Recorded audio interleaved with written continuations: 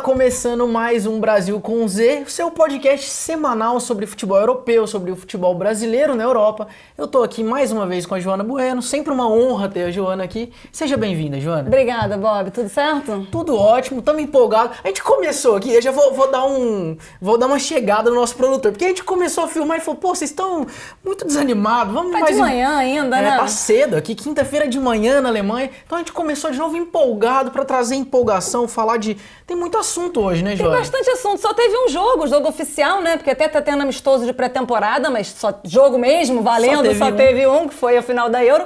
Bom, teve até a Copa América. Então a gente vai falar de Copa América também. Vamos falar de Euro, do jogo da final, mas também um recap, né, de como foi como foram as seleções, os jogadores e um pouquinho de bola de ouro, porque a temporada chegou oficialmente ao fim e aí a gente já pinta os favoritos para a bola de ouro, né? O jogo da Euro, né, Joana, foi no domingo, já estamos na quinta-feira, já foi falado muito sobre esse jogo, então a gente vem numa ótica também, um pouco mais de recap de toda a competição, como que foi, falar dos brasileiros também, né, a gente... Tem bastante brasileiro, teve brasileiro campeão, brasileiros campeões. A gente, desde o começo da Euro, a gente focou muito aqui no Brasil com Z, nos brasileiros naturalizados que estavam jogando, e a gente sempre destacou muito a Itália, que era a seleção com mais brasileiros, né? 3 brasileiros naturalizados, e a Itália, grande campeã.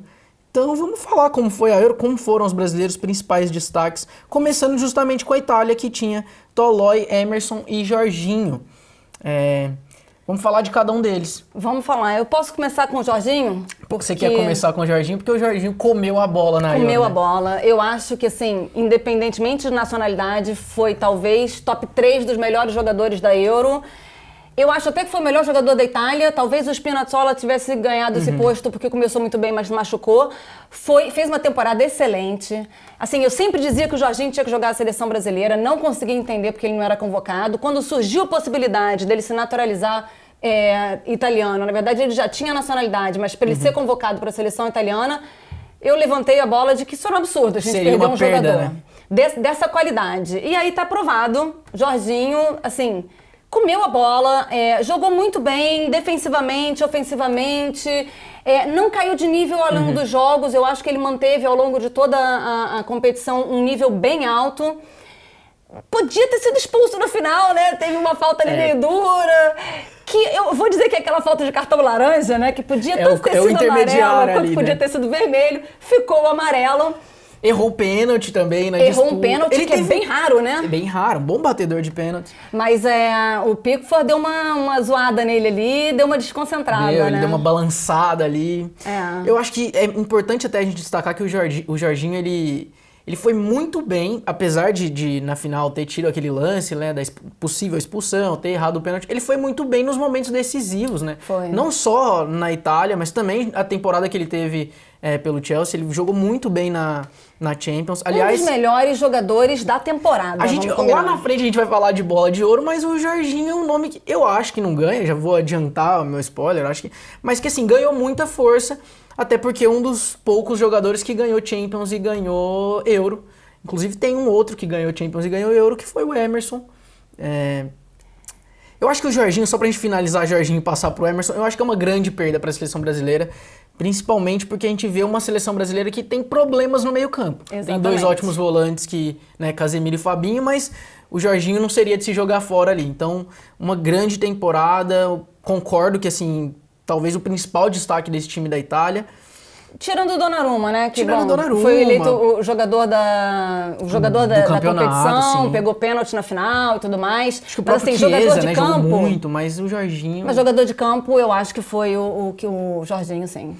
E aí, Joana, passando... você me dá a liberdade para passar pro Emerson aqui. Passando pro Emerson, antes de falar do Tolói, que eu acho que é um outro jogador que foi bem, apesar de não ser o titular, nem na seleção, nem no clube. Ele até joga muito pouco na temporada do clube e começa como reserva na seleção, e o Spinazzola, como você bem mencionou, muito bem, né, voando, jogando muita bola, mas se machuca e o Emerson joga 2 partidas muito importantes. E joga bem, na minha opinião. Joga bem, não compromete. Não compromete, muito sólido. Muito sólido. O Emerson não é o Spinazzola, né? Ele não é um jogador muito conhecido pelo talento. São características muito diferentes. Né? Reserva no Chelsea também, não jogou a temporada inteira, então não tem esse ritmo de jogo. para ele entrar numa primeira competição de destaque e já entrar em jogos decisivos, como semifinal e final, tudo bem, por conta de uma lesão, mas ele cumpriu bem o papel dele. Bem. Achei que ele fez uma excelente Euro também. Não seria titular, talvez, né, com o Spinazzola jogando bem, mesmo se talvez... Se ele não mantivesse o mesmo nível ao longo do campeonato, acho que dificilmente o Emerson teria espaço. Até jogou um jogo quando eles usaram times mistos, né? O time misto da Itália. Sim, o terceiro jogo ali da fase de grupos, já estava classificado, mas realmente foi muito bem. Foi muito bem na final, inclusive. Eu achei que o Emerson jogou muito bem na final. A Itália tinha um poder pelo lado do Emerson ali que estava... que desconcentrou um pouco a Inglaterra. Ele é um jogador de muita imposição física, né? Ele é muito forte. Eu acho até... Eu puxei o papo do Emerson quando a gente falou de Jorginho na seleção brasileira, da possibilidade de ter Jorginho na seleção brasileira, porque eu acho que o Emerson é um outro jogador que faz falta, cara. Não que ele fosse ser um grande destaque na seleção brasileira, porque não é nem no clube, nem na seleção italiana, né? Não é um titular, não é... Mas a gente tem problema nessa posição na seleção brasileira. Tem. A gente tem um Renan Lodge que falhou, a gente tem um Alexandro que eu acho que em termos de características é muito parecido com o Emerson, então talvez ele até brigasse ali. Acho que é mais um que, enfim, naturalizado, joga pela Itália, mas talvez brigasse ali pelo aquele lado esquerdo na seleção brasileira. Eu sou fãzona do Marcelo, mas realmente o Marcelo não fez a melhor temporada, já tá ficando um pouco mais velho... E a gente não tem alguém ali que vai assumir. Não tem alguém para assumir. Não tem um nome forte para assumir aquela posição ali. Então, na lateral direita até tem alguns, né? O próprio Emerson despontando, mas pois enfim. o Emerson seria... O Emerson Royal, eu digo, na lateral direita, mas o outro Emerson. O Emerson italiano seria uma boa opção para nossa seleção brasileira também.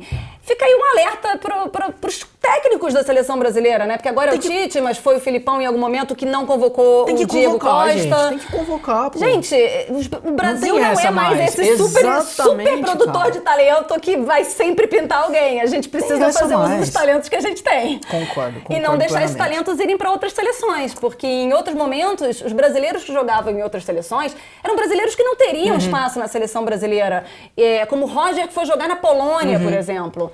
Mas, hoje em dia, a gente vê esses jogadores de destaque sendo titular de destaque em seleções de nome. Eu acho que esse é um pouco o papel do Tolói. Aí eu entro no...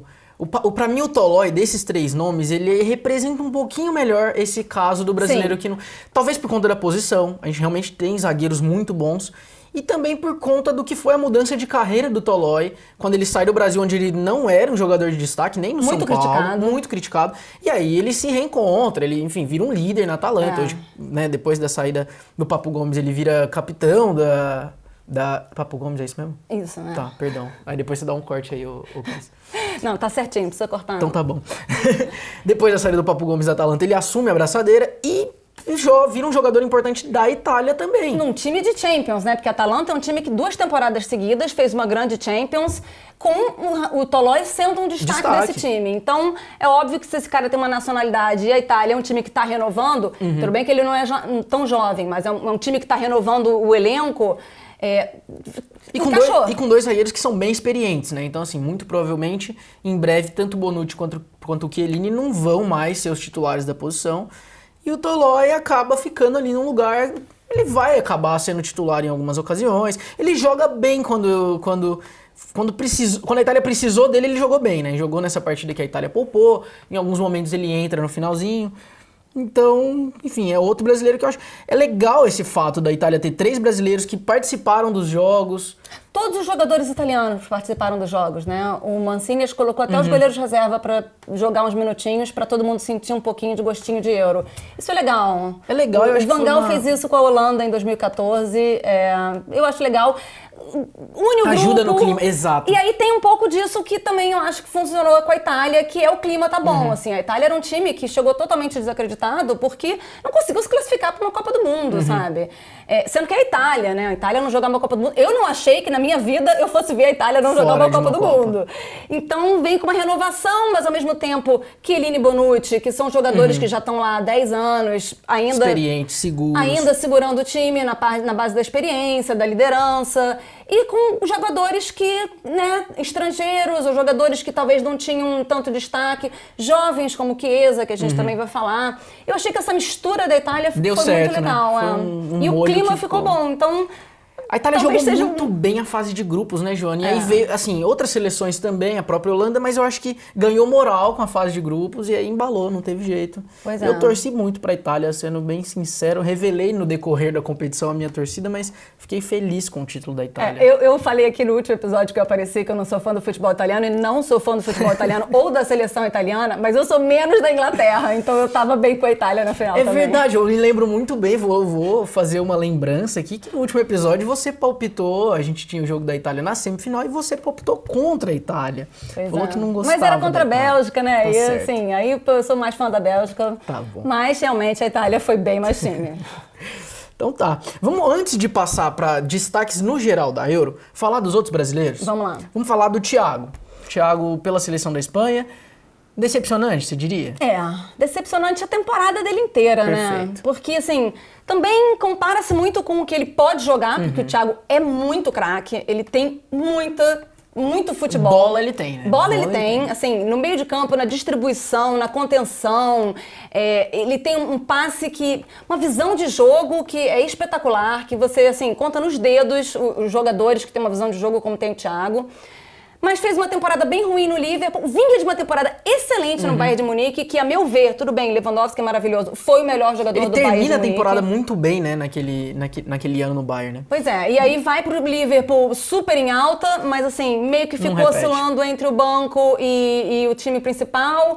O Liverpool também não fez uma temporada boa, talvez na seleção espanhola ele tivesse mais chance de se destacar. Acabou espelhando o que foi no Liverpool. A seleção espanhola em si não foi muito bem, né? Na verdade, chegou até a semifinal. Chega longe, mas meio cambaleando, meio aos trancos e barrancos.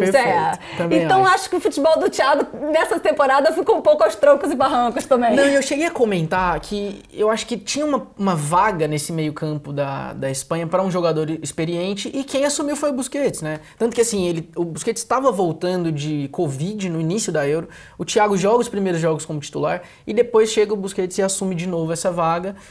E aí o Thiago fica ali meio para escanteio, depois entra em alguns jogos, não joga tão bem. Eu acho que ele acabou refletindo o que foi o restante da temporada, né? Vamos torcer para ele recuperar o futebol dele, porque ele é muito dá bom de assistir, né? Dá um caldo. É um cara muito clássico, né? Muito técnico, né? Eu acho que... eu acho ele muito frio no meio de campo, assim. Ele não se...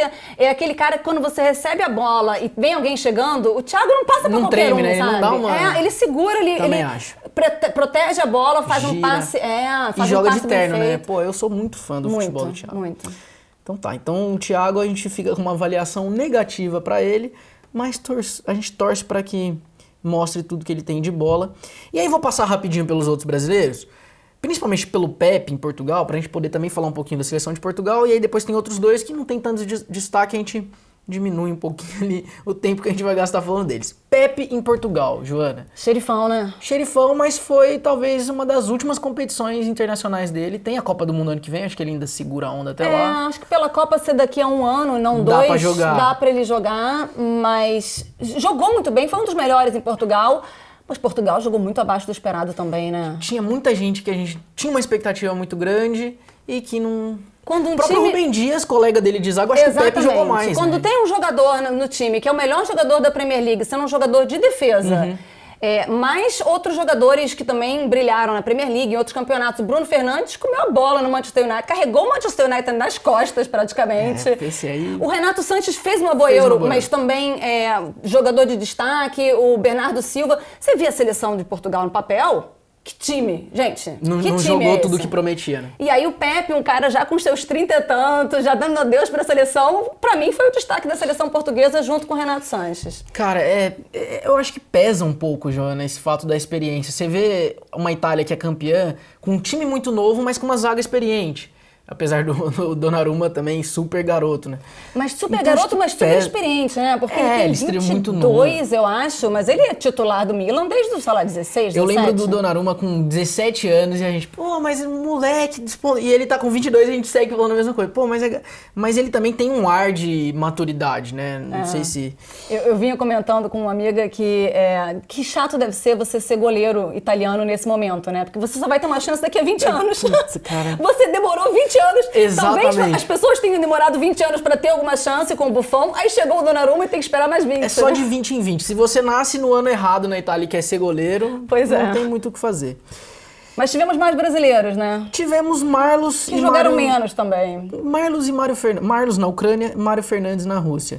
O Mário Fernandes eu vou passar pra você, porque o único jogo que eu vi da Rússia, eles tomaram 5 gols da Espanha. Cara, o Mário Fernandes, ele deu azar, eu acho, nessa Euro. Porque assim, ele joga pouco, aí ele sofre uma lesão nas costas, aí ele fica fora de um jogo.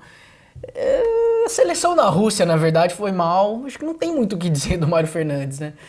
Mas ele é um caso clássico, que eu acho que é o caso até que eu falei do Tolói aqui, mas é um pouco diferente, porque o Tolói é um jogador de muito mais destaque. O Mário Fernandes é um caso clássico que não teria espaço numa seleção brasileira. Vai para uma liga que não é uma liga de ponta, uma liga europeia mais intermediária, digamos, e aí vê uma oportunidade de jogar numa seleção que também não é uma que foi o seleção de Carlos ponta. Marlos também, né? Acho que os dois estão parecidos ali, O né? Marlos tem bastante tempo já de Shakhtar. E fez uma temporada muito boa no Shakhtar, inclusive. Mas pouca oportunidade na seleção. Mas teve pouca oportunidade na seleção. Esse é um cara que eu comentei no último episódio e mantenho a minha opinião. Gostaria de ter visto jogar mais. Acho que ele poderia ter acrescentado mais a esse time da Ucrânia. Fica bronca aí. Foi bem até, né? Foi Parou bem. o quê? Nas quartas, eu acho, com a Inglaterra. E a Ucrânia que passa, se eu não me engano, como o último melhor terceiro. Eu acho que é a única seleção que passa com 3 pontos só. Exatamente. E aí depois até que avança bem ali. Mas enfim. Mas a gente mais tem chances pro vários destaques da Euro, né? Que não são necessariamente brasileiros. Não são brasileiros. Vamos lá, tem uma lista aqui. Jorginho, a gente já falou tudo ou quer falar mais alguma coisa? Acho que não tem mais nada pra gente elogiar de Jorginho, tem? Cara, eu tenho um ponto pra trazer do Jorginho que talvez seja o melhor brasileiro da temporada. O brasileiro, no caso, naturalizado, mas talvez o maior brasileiro da temporada. Esteve Casemiro muito bem, Marquinhos muito bem, mas esse finalzinho dele ganhando Champions e ganhando Euro... É verdade. Eu tinha eleito, minha opinião, Marquinhos, porque mesmo o Paris Saint-Germain tendo feito muito menos do que deveria... Gente, ninguém jogou mais bola no futebol francês do que o Marquinhos. Concordo plenamente. Então eu tinha como Marquinhos. Mas realmente, depois da temporada efetivamente terminar, ganhando Champions e ganhando a Euro, sendo o destaque do time... Briga bem, né? Vamos dar, vou pra Jorginho então. Melhor brasileiro da temporada. Tô com você nessa. E aí a gente colocou aqui mais 2 italianos, que a gente até já mencionou. O Donnarumma, que inclusive que frieza, né? Impressionante. Que frieza. Ele sentava... Foi até na disputa de pênaltis, foi engraçado que você viu o Pickford querendo distrair os jogadores e pulando de um lado pro outro. Né? Calmo, e o Donnarumma parado, assim. Impressionante, cara. E aí a única coisa que ele fez, eu acho que isso influenciou pro Rashford perder o gol. Ele deu um passinho pro lado logo antes do Rashford chutar. Botou a perna e tirou. E aí o Rashford provavelmente ia chutar naquele canto. Pra botar mais ainda no canto. Botou no outro e foi na trave. Então eu acho que realmente é o cara da Euro, não tem como. Sensacional. É impressionante por ser muito jovem. Eu acho que essa não tinha como dar pra outro jogador. Foi um grande destaque. Acho que a gente até chove no molhado de ficar falando tanto dele aqui. Ótima contratação do PSG, diga-se de passagem. Ótima contratação do PSG. E é um cara que vai ficar 20 anos na seleção da Itália, de repente fica 20 anos no Paris Saint-Germain, porque ele tem muito tempo ainda para jogar. E uma grande perda para o Milan. Por outro lado. Uma grande perda para o Milan, que era o grande jogador do Milan nos últimos, 4 anos, talvez, 5. Cara, e engraçado, João, até eu lembrei de uma coisa que a gente tem que falar de Donnarumma. Ele, no final ali, quando ele não comemora, né, todo mundo até, enfim, várias notícias, todo mundo especulando, mas Donnarumma não comemorou, lembrou o Dida, né, que era um goleiro que não era tão efusivo, e aí ele deu uma entrevista falando que ele não percebeu, não sei se você chegou a ver. Mas ele deu que tinha acabado, exato. Não vi isso. Cara, no meio daquela bagunça ali da emoção, eu perdi a conta. Então foi por isso que eu não comemorei. Eu não comemorei porque eu não sabia que tinha acabado. Eu achei assim, cara, o cara defende o último pênalti e sai assim, tipo, impávido. Mas ele falou... frio até no título. Ele falou que só percebeu quando viu que tava todo mundo correndo na direção dele. Daí ele falou, eu acho que acabou. Mas foi uma boa imagem, rendeu uma boa imagem. Tudo pleno ali, né? E aí um outro destaque da Itália, pra gente passar, Chiesa. Também outro jogador muito jovem. Que fez uma excelente temporada na Juventus, não é titular absoluto, mas jogou muito e fez gols decisivos, gols decisivos para a Juventus.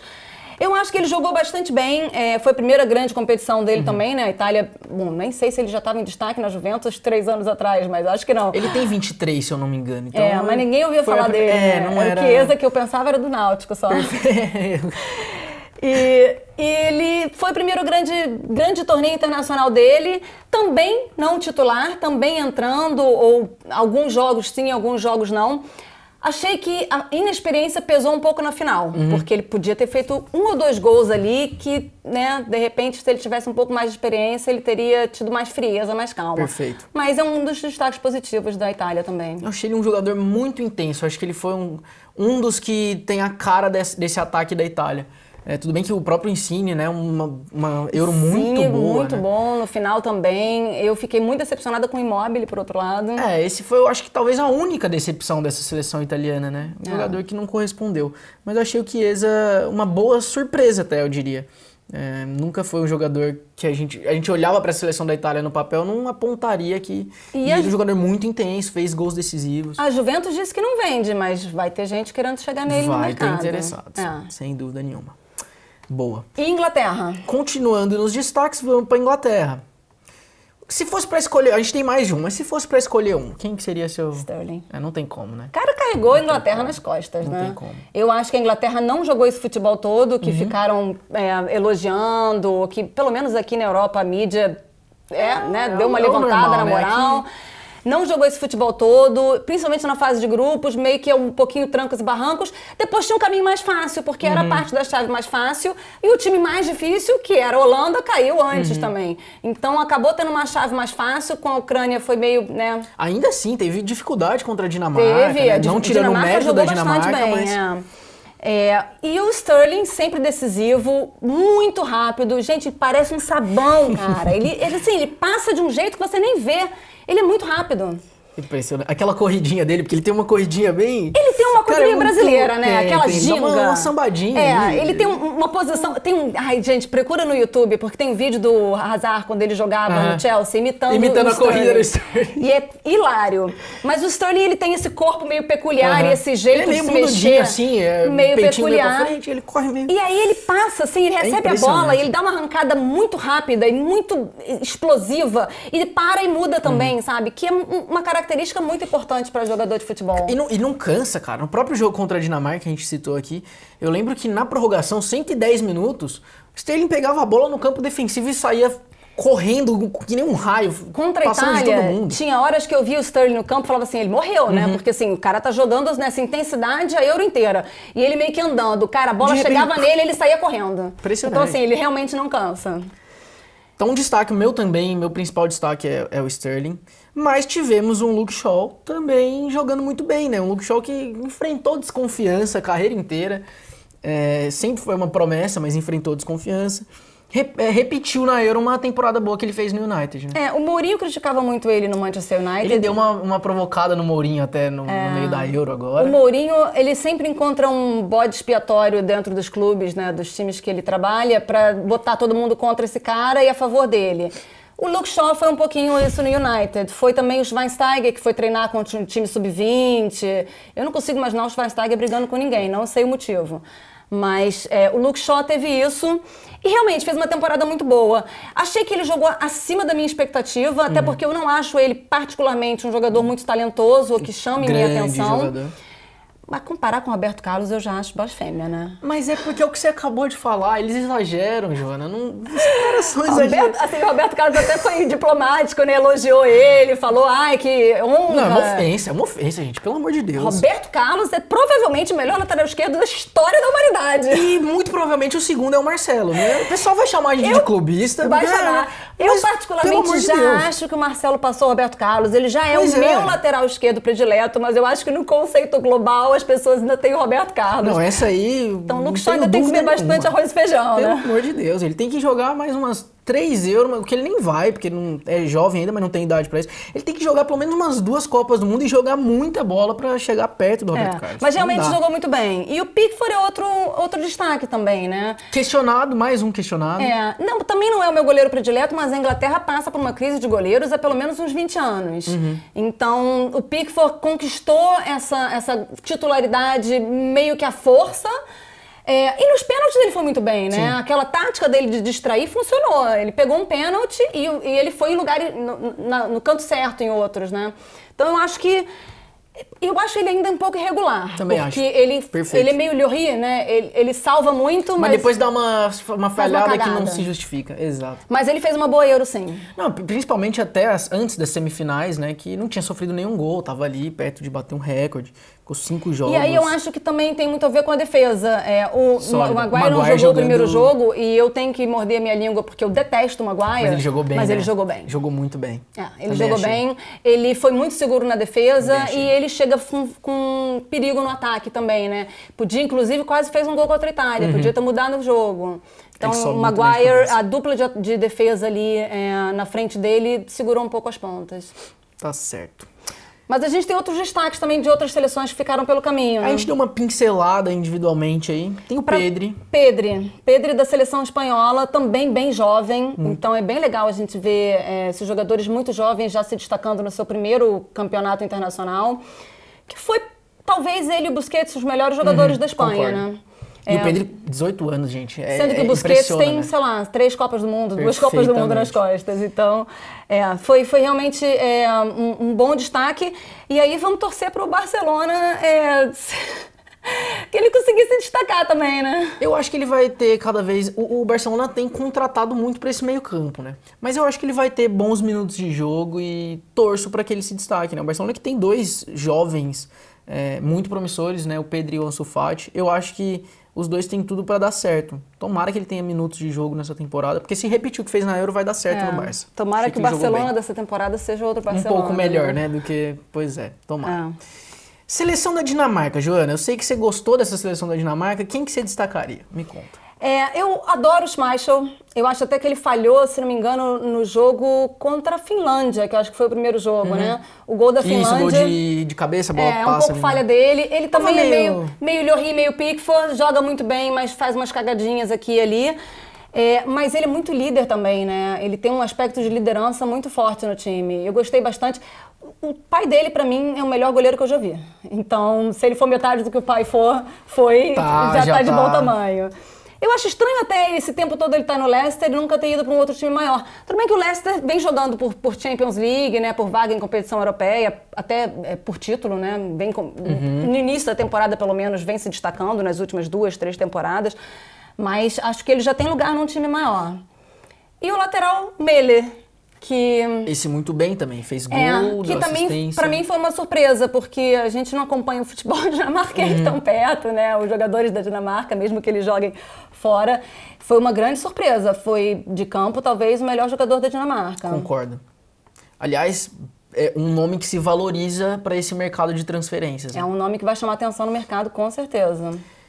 Mais um nome da seleção portuguesa que a gente já até mencionou ali, mas que foi um destaque, Renato Sanches, que nem começa como titular. Conquista a vaga. Um Renato Sanches que, assim, um jogador que sempre se teve muita expectativa em cima dele, aí ele surge, aí ele não rende no Bayern de Munique, aí de repente ele vai para um Lille, ele se encontra, faz uma boa temporada e finalmente tem uma boa participação numa competição pela seleção, né? O Renato Sanches, quando ele foi para o Bayern de Munique, ele foi disputado entre o Bayern de Munique e o Manchester United. Então você imagina, você tem 16, 17 anos. Muito jovem na época. Bayern de Munique e Manchester United, 2 dos maiores times do mundo, disputando você, né? É um pouco difícil, ele né? Você lidar com essa peso, pressão. Né? Eu acho. E aí ele vai para o Bayern, que vamos combinar que não é o clube mais fácil de você se adaptar. Para os brasileiros tem muita dificuldade de se adaptar ao futebol E um clube alemão. que na maioria das vezes já tem um 11 inicial ali muito bem formado, né? É um clube que já tem um 11 inicial e um 11 no banco, né? Talvez se ele tivesse ido pro Borussia, né, Joana? Que é o time famoso por trazer esses jovens talentos e aí revelar pro Bayern, quem sabe? E aí você vai para um país que é frio, para um país que tem um pausa de inverno de tão frio que é, com uma língua completamente diferente. Então a gente vê os brasileiros tendo muita dificuldade de se adaptar ao futebol alemão, principalmente quando vai para um time grande. Muitas vezes quando eles vão para times menores... Consegue. O próprio caso do Firmino foi assim. Exatamente. Enfim. Então acho que ele sofreu muito com isso nos tempos de Bayern de Munique. A mudança pro Lille fez muito bem a ele. Ele já é um cara mais maduro, você vê fisicamente, ele tem outro Não é mais porte. garotão. E ele conquistou a vaga em campo, né? Porque o Bruno Fernandes, acho que ele deixou todo o futebol dele na Premier League, ele jogou tudo que podia, não tinha mais pra Euro. Vamos fazer o seguinte, Eu concordo plenamente com o Renato Sanches. Eu vou aproveitar o seu gancho pra gente falar dos destaques negativos da Euro. Vamos. Porque a gente já falou mal do Bruno Fernandes 2 vezes.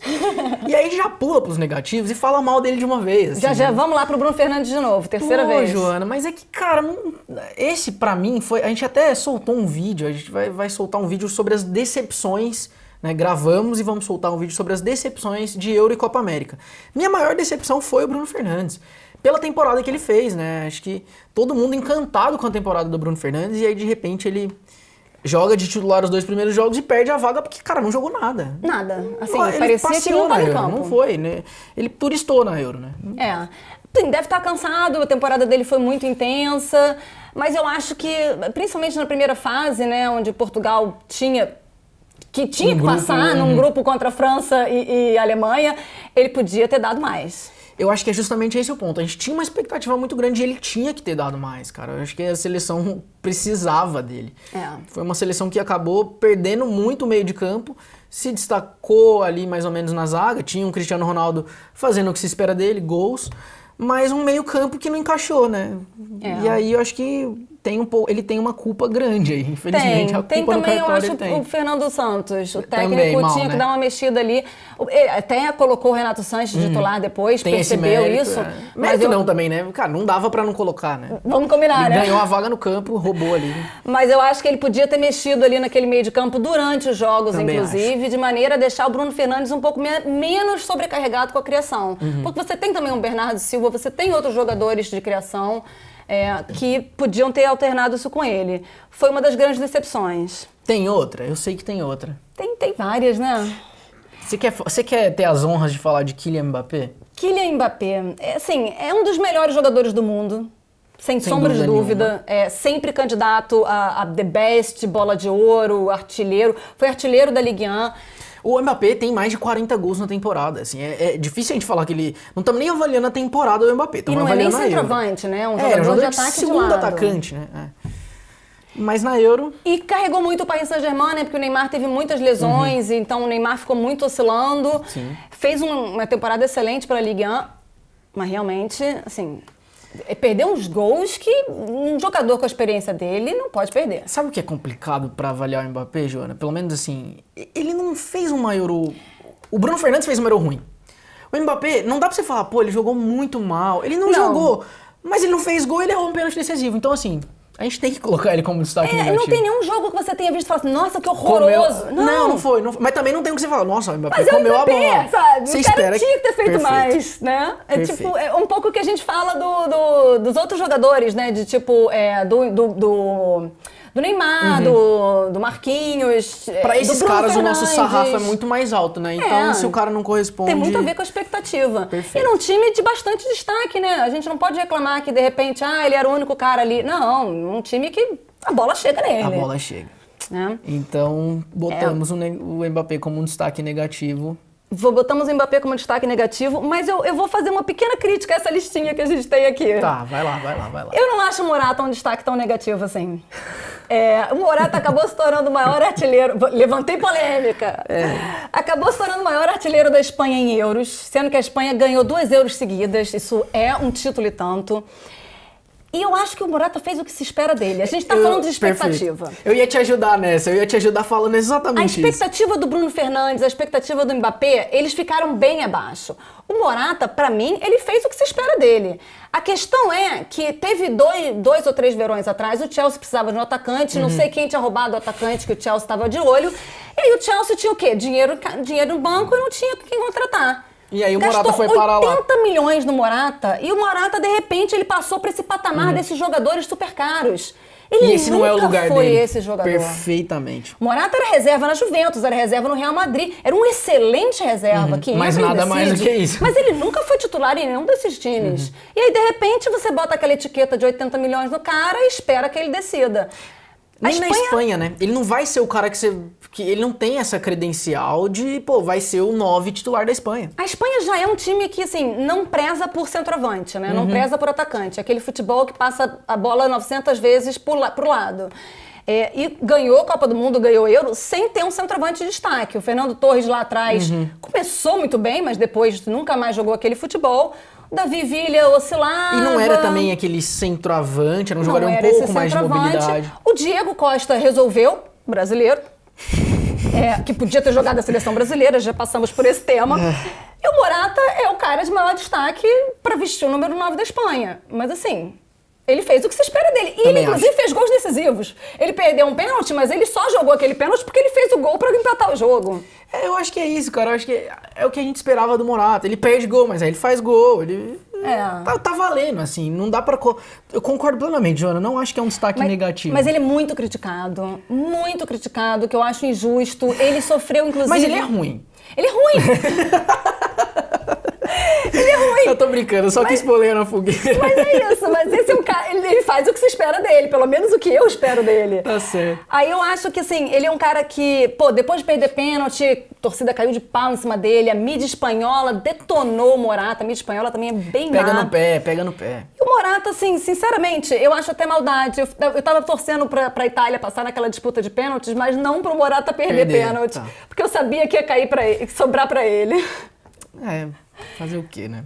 Mas ele é ruim. Mas o outro destaque negativo que tá aqui, eu concordo, Timo Werner. Que também é ruim. Também foi destaque negativo na temporada, né? Não teve uma temporada boa pelo Chelsea. Pois é, e aí assim, eu acho complicado porque num time que é campeão da Champions e numa seleção da Alemanha que, apesar de estar num momento pior do que esteve em anos anteriores, não é uma seleção ruim. Aí esse sim eu acho que dá pra colocar como destaque negativo. Eu acho que tem uma questão de nível técnico também. Eu acho que o Werner, ele tá um nível abaixo. Eu acho que é até muito parecido com a situação do Morata. A gente vive brincando aqui, zoando os dois. A gente, porque Morata, porque Werner. Quem que é pior? Se fosse pra escolher um pro seu time, quem que você escolheria? Mas eu acho que o Werner é um caso também de um cara que tá um nível abaixo. Tanto do Chelsea quanto dessa seleção da Alemanha, que nem é das melhores. Já teve melhores passagens dele pela seleção alemã, sabe? Então eu acho que realmente... Acho que é uma questão de confiança pro Werner. Não sei, ele me parece às vezes uma falta de confiança. O Timo Werner não é um centroavante de ofício. Ele acabou sobrando nessa posição, sabe? Ele é um 11, um 7 ali, não é um 9. A Alemanha também não tinha um centroavante depois que o Klose se aposentou e dependeu do Klose por 20 anos, que o cara resolveu, que é um centroavante que eu acho mediano, mas que se resolve, que é aquele meio de rua, sabe? Que o cara resolve. Põe a bola pra dentro. Timo Werner não é esse goleador, ele não resolve. Pois é. Então ficou devendo um pouco. Então tá certo. Joana, pra gente terminar os destaques de Euro, eu brinquei que agora eu vou continuar brincando. Se você pudesse escolher no seu time Morata ou Timo Werner, tá sobrando uma vaga ali. No meu time, Morata, Timo Werner, eu vou de Mbappé. Porque mesmo jogando uma Euro abaixo do esperado, tem mais qualidade. Você fugiu pela tangente, tá bom. Vamos falar um pouquinho de Copa América? Vamos passar rápido por Copa América, porque a gente sempre fala que, nem tem muito assunto, né? Lá no começo a gente só teve um jogo e tal, e aí a gente vai de resenha e fica no papo, o papo fica longo. E futebol internacional também, né? Então vale. E futebol europeu, porque esses jogadores, a maioria joga na Europa. Perfeitamente. Eu até falei aqui antes, falei, não, a gente vai falar de Copa América, a nossa desculpa é que a maioria deles joga, né, pelos clubes europeus. Então tá bom. Primeiro eu quero falar do duelo Messi-Neymar, que eu acho que é o que chama a atenção do mundo. Eu acho que é legal demais ver Messi enfrentando Neymar. Eu acho que é legal demais ver Brasil enfrentando a Argentina. O que você viu desse duelo Messi-Neymar? Quem que você acha que foi melhor? E comenta um pouquinho do que foi o Messi finalmente ganhando um título pela Argentina. Perdemos a piada, né? Perdemos a piada. Eu era tão feliz com aquela piada de 28 anos sem ganhar título, todo ano a gente ia aumentando, aí agora vai ter que zerar. A gente falou muito aqui sobre torcer pela seleção brasileira, porque, né, teve uma polêmica aí nas últimas semanas, brasileiro torcendo pra Argentina. Eu falei, não, gente, pelo amor de Deus, vamos torcer pela seleção brasileira. Mas confesso que eu fiquei emocionado e feliz pelo Messi. Não torci pela Argentina de jeito nenhum, torci pelo Brasil, mas sou muito fã do Messi e eu fiquei emocionado. Eu acho que o Messi é um cara fantástico como jogador, fora de campo. Teve aquela cena, não sei se você chegou a ver, os jogadores argentinos comemorando com a torcida, eles começam a fazer um canto ali que meio polêmico, meio que ofende os brasileiros. O Messi pede pro... o Depou tava começando a cantar, ele fala, não, essa não. Então acho que o Messi, uma grande pessoa, um grande jogador, e eu fiquei emocionado por ele. Eu também não vou torcer pra Argentina nunca na minha vida, mas o Messi é o Messi, né? Não tem como você não gostar. Você pode dizer que o Messi, que o Pelé é melhor, ou que você preferiu o Cristiano Ronaldo, o Neymar, mas não tem como não gostar do Messi. Então, eu gostei muito, não foi nem dele ter vencido, mas dele ter jogado bem. Porque eu acho que o Messi deixa tanto a desejar na seleção argentina. A seleção argentina deixa tanto a desejar nos últimos 10, 15 anos. Eu conto nos dedos de uma mão os jogos Chegou na bons. final da Copa uma vez, mas fora isso... E nessa própria Copa do Mundo foi o Di Maria que foi o destaque da seleção, apesar do Messi ter ganhado o título de melhor jogador, ninguém sabe por quê. Mas nessa Copa América foi bem justo ele ganhar o de melhor jogador, que foi dividido com o Neymar, que não fez uma Copa América ruim, mas eu achei que foi bem politicagem, foi bem diplomacia para agradar os dois. Mas o Messi foi o melhor jogador da Copa América, eu acho. E foi o melhor jogador da seleção argentina, assim, bem disparado. Não fez o gol na final, foi mais uma vez o Di Maria, que sempre salva a seleção argentina. Decisivo, né? O Di Maria que, por outro lado, não fez uma Copa América tão boa, né? Ele não foi titular absoluto, mas foi decisivo. Exatamente. E o Messi, eu fiquei bem feliz de ver ele ganhar um título. Podia não ter sido no Maracanã. É isso, no Maracanã, em cima da nossa seleção. Mas, merecido também, né? Eu acho que pra mim serviu até como... Foi o tipo de consolação que eu tive. Porque eu confesso que eu fiquei bem puto. E foi bem uma seleção chateado. argentina que melhorou ao longo do campeonato, ao longo da competição. Que é uma coisa que a gente vê o Brasil fazendo quando o Brasil ganha competições, né? Na época que ganhava. Era aquele time que ia crescendo, né? Aquele time que vai crescendo. E foi crescendo puxado pelo Messi, eu achei. Então, bem justo. Como eu estava dizendo, não acho que o Neymar tenha feito uma Copa ruim. Inclusive, teve um outro jogo que o Neymar foi disparado o melhor do jogo. Mas achei o Messi mais importante, mais decisivo, mais líder. E achei que nesse duelo, dentro da Copa América, venceu o Messi. Eu acho que na final, o Neymar jogou melhor que o Messi. Eu acho que na final o Neymar jogou melhor, talvez por conta do momento e do que foi também um pouquinho de cada uma das seleções. Eu acho que a Argentina jogou bem e teve outros valores, e o Brasil não jogou tão bem assim, na final. Acho que o Neymar jogou mais do que o resto do time, principalmente o setor ofensivo do Brasil, que foi mal. Mas se a gente pega um raio-x do torneio como um todo, concordo com você. Mas acho que o Neymar jogou muito bem na final e talvez sozinho, assim. Acho que ele tentou carregar sozinho, acho que o ataque do Brasil foi muito mal na final. Outros destaques de Brasil e Argentina? Assim, Marquinhos e Casemiro, Esses, depois da temporada que muito, né? fizeram mais uma Copa América muito boa. Segura, sem nada pra colocar de defeito. Tem mais nada que a gente possa falar aqui, porque ao longo da temporada inteira, acho que foram os brasileiros talvez a gente mais tenha falado e mais tenha falado bem. Esses são unanimidade, né? Unanimidade. E Paquetá? Paquetá, achei o melhor destaque. Achei Surpresa assim, a melhor pouco, surpresa. Né? Um pouco Cebolinha na última Copa América. É um cara que talvez a gente não esperasse tanto, que tá sempre na seleção brasileira, mas costuma ser muito reserva. E foi bem decisivo também. Um Paquetá que veio de uma boa temporada. Assim como o Marquinhos e o Casemiro, deu continuidade à temporada que fez no Lyon. Eu só senti falta dele na final, cara. Eu acho que ele talvez tenha sentido um pouco a final, porque eu achei ele um pouco abaixo. E aí, de novo, entra no que eu acabei de pontuar do setor ofensivo da seleção que... Enfim, não engrenou na final. Mas eu concordo, acho que o Paquetá é um bom destaque, talvez a surpresa aí. Na seleção argentina, acho que a gente tem mais destaques, né? Foi a seleção campeã, uma seleção que eu confesso que critiquei muito, principalmente o setor defensivo. Mas a Argentina nunca é boa no setor defensivo e nem nas laterais. Em geral, a Argentina é meio de campo e ataque... E muito o que o Brasil às vezes faz também, se basear no talento dos jogadores. Eu queria me redimir um pouco, justamente por ter falado muito mal do setor defensivo da Argentina e dar um pouco de crédito pro Romero. Até um pouco pro Otamendi, eu acho que na final, principalmente os dois, eu acho que entra num outro tópico até, né, Joana, que tecnicamente é uma coisa quando você avalia, outra coisa é você avaliar um jogo de mata-mata, de final, onde... tradicionalmente os argentinos são argentinos, não tem que explicar. São muito aguerridos, os caras são muito raçudos. Jogaram bem defensivamente contra o Brasil, seguraram a onda. Mas uma Copa América boa do Romero, que inclusive parceiro de zaga do Tolói, né, na Atalanta. Sim, então, e do Martínez, o goleiro também, muito que bem. Fez uma temporada boa na Premier League também. E a Argentina, assim como a seleção inglesa...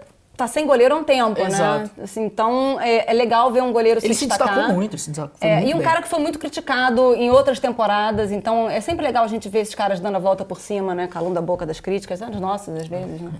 Eu falei mal demais do setor defensivo da Argentina, enfim, seguraram o Brasil, levaram, infelizmente. E queria trazer o Depou também, que eu acho o Depou, principalmente na final, muito bem, mas coroando uma Copa América muito boa.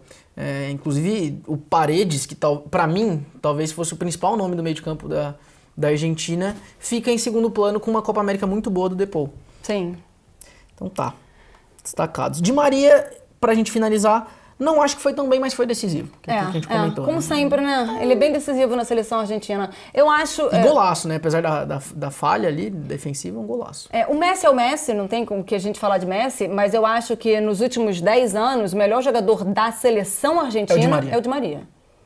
Ou pelo menos fez mais pela seleção argentina, foi o Di Maria. Tô com você. Quem sabe essa Copa América seja o pulo do gato no Messi, né? Pra ele, de repente, virar o Messi na Argentina que ele é no Barcelona. Joana, destaques negativos, você tem? Ai, tem bastante. Tem. Eu acho que no Brasil o ataque, né? Jesus, por conta da expulsão. Gabigol, né? Gabigol, jogou pouco, mas também não...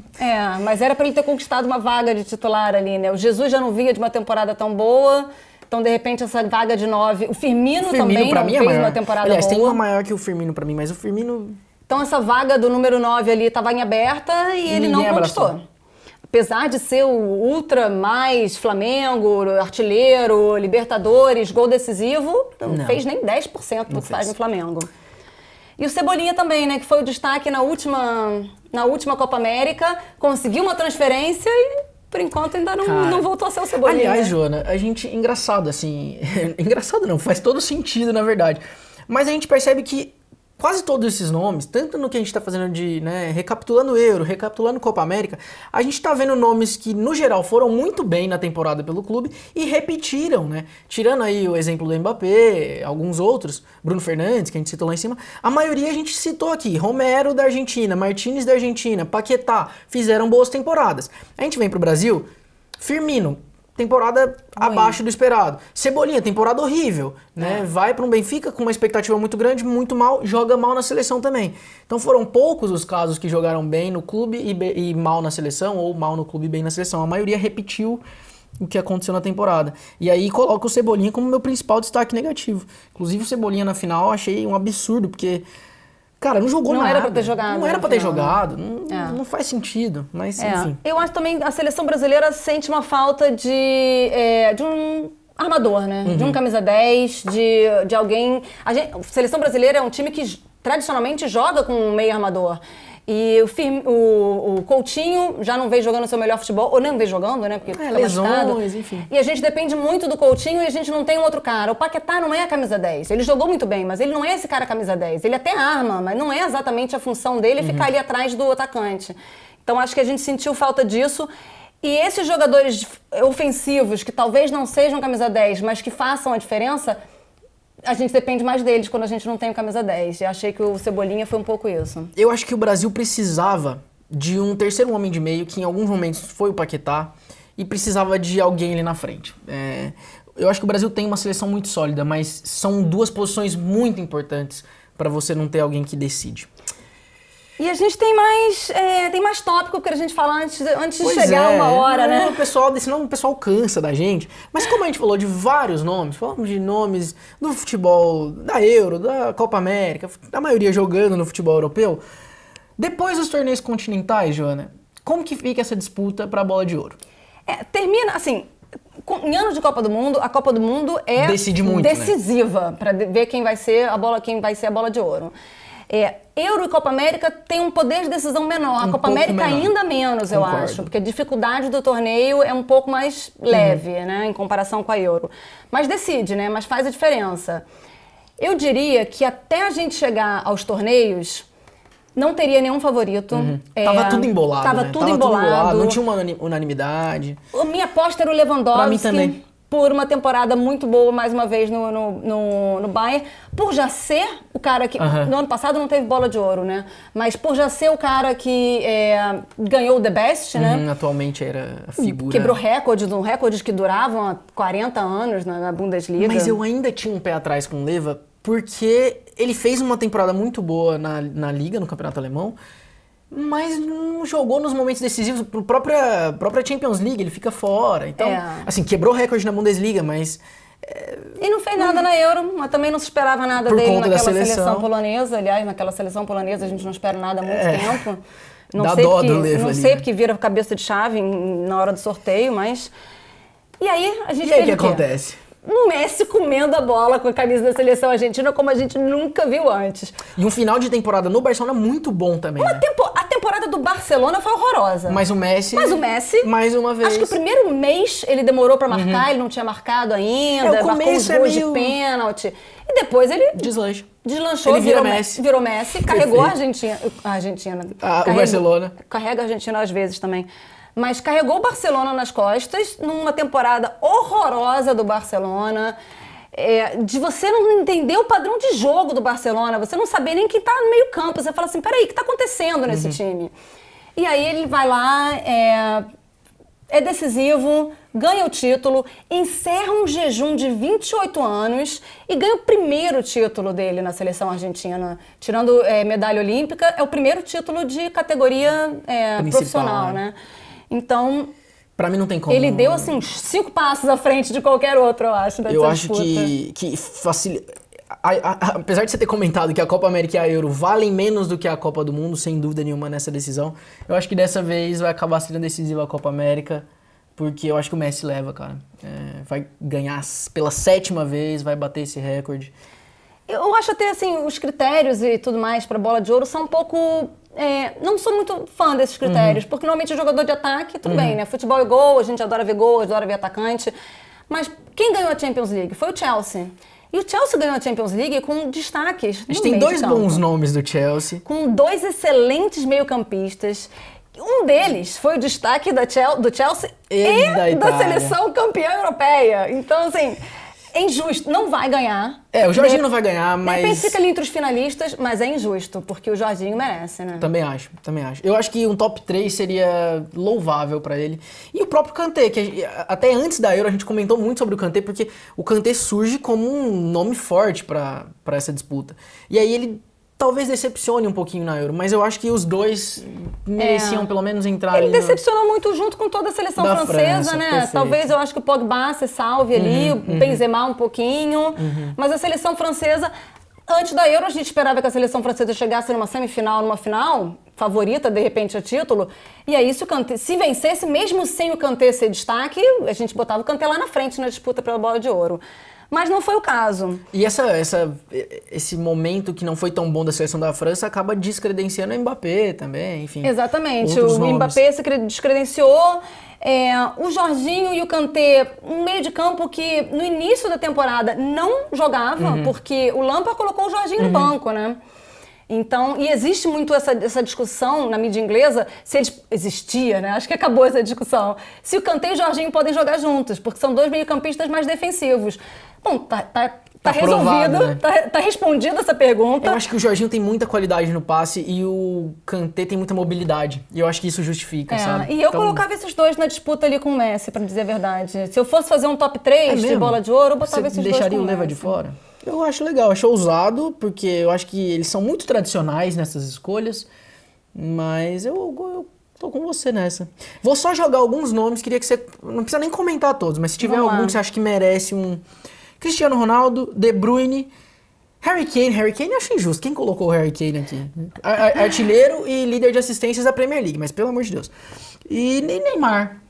O Cristiano Ronaldo é um pouco que nem o Messi, né? Mesmo quando joga mal, joga bem. Mais uma temporada muito ruim da Juventus. E aí Portugal não fez a mesma coisa que a Argentina fez. Ele fez 5 gols, mas ele não decidiu tanto, né? Então... 3 foram de pênalti, né? Sim.